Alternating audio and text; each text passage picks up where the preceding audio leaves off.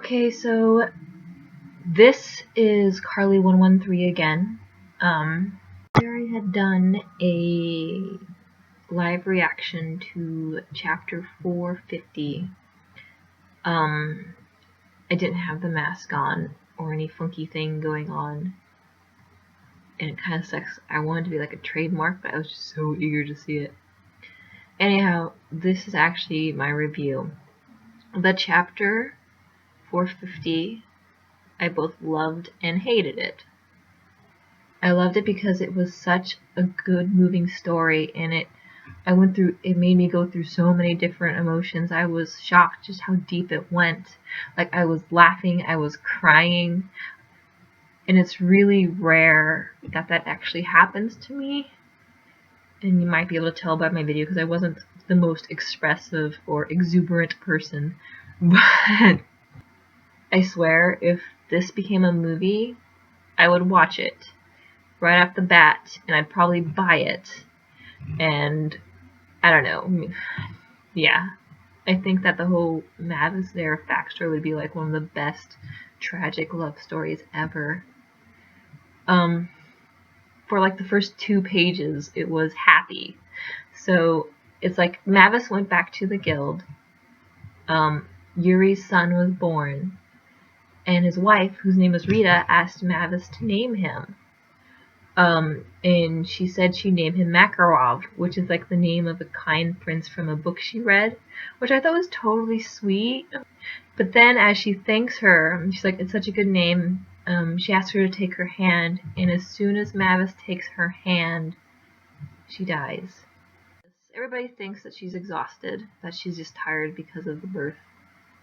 But Mavis remembers what she was told earlier, and so she runs out of the guild, never to be seen again. Like, she's running, and she just wants to get away from everything.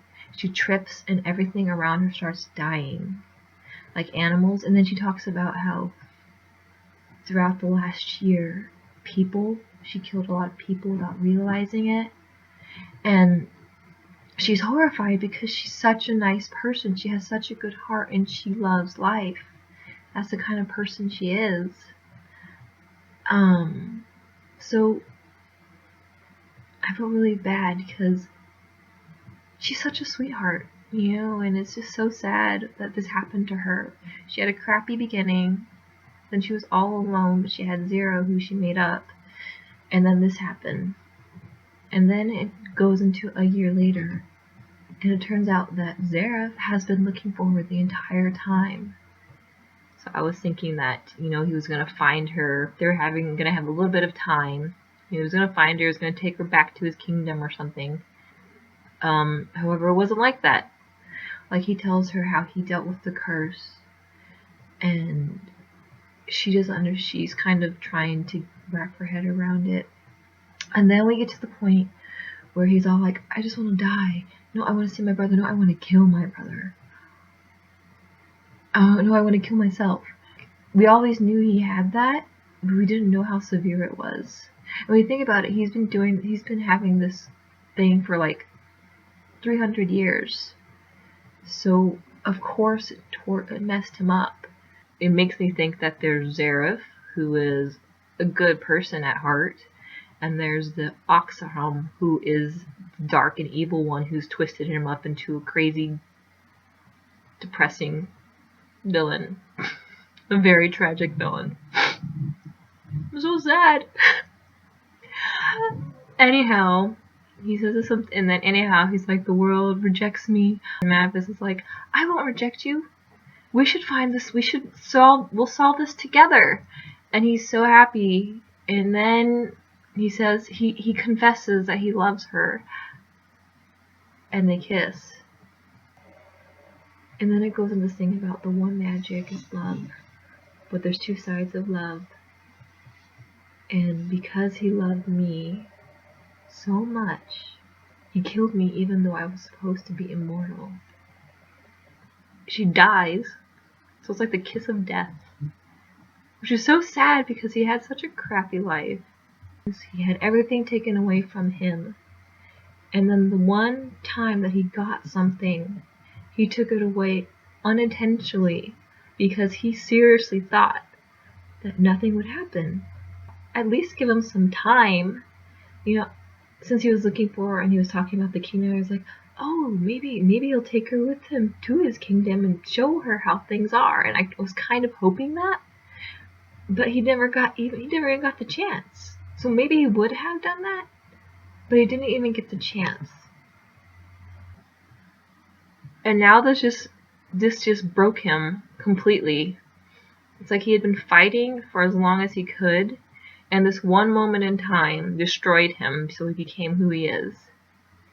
I was really hoping that it was just like he thinks she's dead or something, but she just had a lot of her magic energy, her energy like taken away from her, so she's very weak. She's only seemingly dead. And so it makes me wonder if he froze her to preserve her body. Which, I mean, it's kind of sick. It's kind of weird because, like, I mean, not sick, but like, you know how he did that with his brother? Like, maybe he wanted to try and do it anyways and see if he could get her back into her soul, I guess, or into her body. I loved this chapter and I hated it because it just made me feel so many things. It was so deep. It got really into like the heart of the matter. And I'm not really the most expressive person, so the fact that it was able to like hit me just makes me know that it was an amazing chapter. It took me a while to get over the shock and the sadness, because I really thought that, you know, I guess I was hoping that they would have like a year or something together before everything went down, but it didn't happen. They didn't even have a week if you count all their time together, or maybe 2 weeks. I do have to say one thing though. I really think Natsu could take some things from his brother. I mean, he's been unofficially dating Lucy for how long? And he hasn't kissed her. Yet his brother, who hadn't even really started dating somebody, kissed her like right off the bat. And the fact that I'm even pursuing the story is weird because I'm only into very few anime. A lot of them I think are kind of like lame, so I don't even touch them. But this one caught my attention. My friends told me about it, so I said, oh, I'll check it out. And I checked it out, and I really liked it. I mean, I was kind of annoyed with all the melodrama, friendship stuff, but that's the entire theme, so you can't really get annoyed with the entire theme. But it was really happy to start at the beginning, and then it's gotten darker and darker and darker. And now this is the point where it's reached its darkest peak so far. And I'm kind of scared what's going to happen, because if that's the way it's going to go, it's going to continue getting darker. And I'm sticking with my theory, or my idea that I had in my 449 review, that everybody was going to die.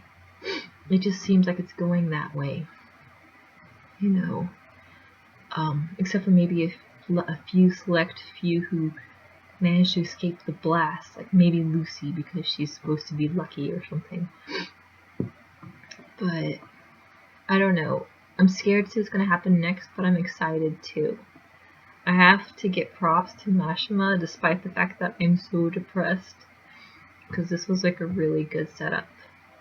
So I guess I'll see what happens next. And that's it. Bye.